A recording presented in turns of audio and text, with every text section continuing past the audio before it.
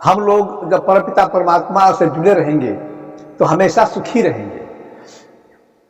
और पिता से दूरी बना करके कोई भी व्यक्ति कभी भी सुखी नहीं रह सकता है।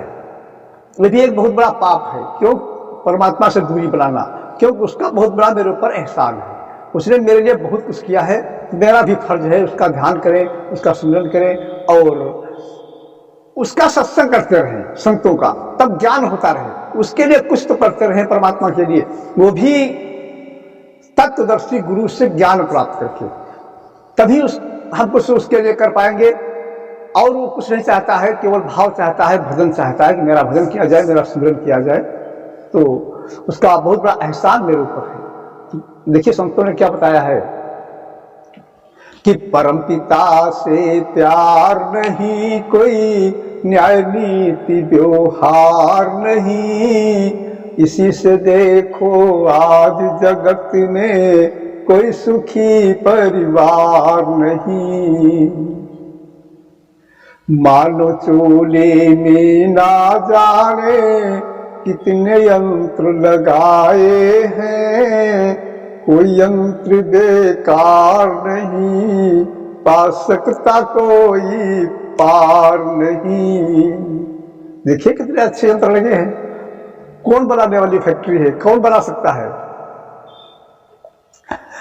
ऐसे कारीगर का बंदे करता जरा विचार नहीं, परमपिता से प्यार नहीं, कोई न्याय नीति व्यवहार नहीं।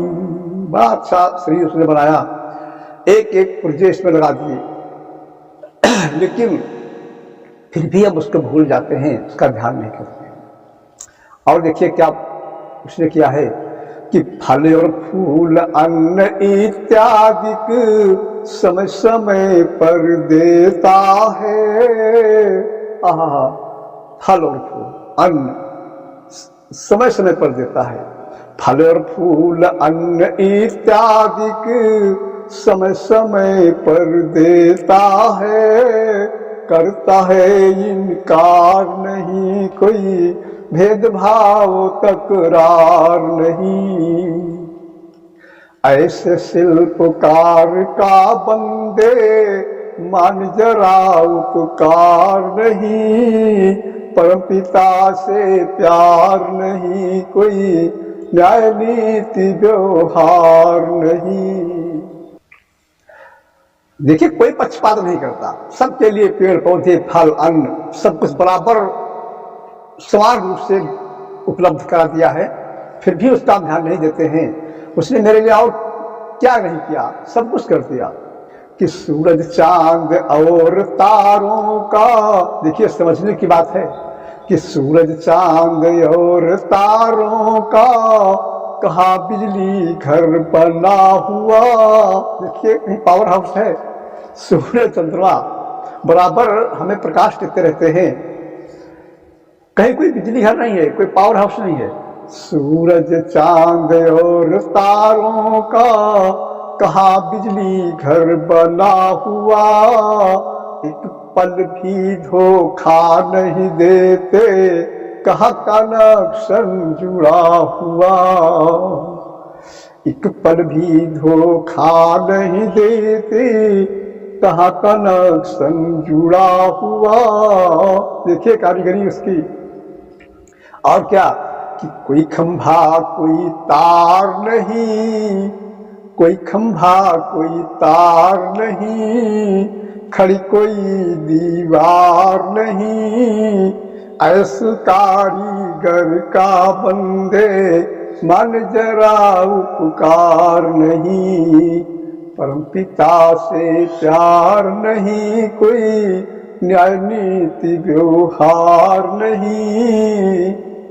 इसी से देखो आज जगत में कोई सुखी परिवार नहीं। बहुत बड़ा एहसान है उसका, बहुत बड़ा एहसान। उसका भजन जरूर करना चाहिए। सर्दी गर्मी और बरखा का सुंदर चक्र चलाया है। समय समय पर सर्दी भी होती है, बरसात भी होती है, गर्मी भी होती है। सर्दी गर्मी और बरखा का सुंदर चक्र चलाया है। कोई सिपह सालार नहीं, कोई मुंशी थानेदार नहीं। और क्या कि कर्मों का फल सबको देता, रिश्वत की सरकार नहीं। परमपिता से प्यार नहीं, कोई न्याय नीति व्यवहार नहीं। इसी से देखो आज जगत में कोई सुखी परिवार नहीं। इतना बड़ा एहसान, फिर भी उसकी भक्ति से हम डरते हैं, तो कभी कल्याण नहीं होने वाला है। जब तक उसकी भक्ति नहीं करेंगे तब कल्याण नहीं हुआ। और भक्ति का ज्ञान कराने के लिए हमारे परम पूज्य स्वामी जी महाराज भटपुरवा धाम में आए। क्या कहा गया है? भवसागर से तारन कारण सतगुरु स्वामी आए हैं। भवसागर से तारन कारण सतगुरु स्वामी आए हैं। भक्ति योग और मुक्ति का साधन सरल बताए हैं। भक्ति योग और मुक्ति, देखिए मुक्ति का मतलब होता है जहां से आत्मा आई है वहां पहुंच जाएंगे, अपने पिता के पास पहुंच जाए, उसको मुक्ति कहते हैं। और भक्ति कहते हैं जो साधन होता है, जिस तरीके से आत्मा परमात्मा से मिलती है।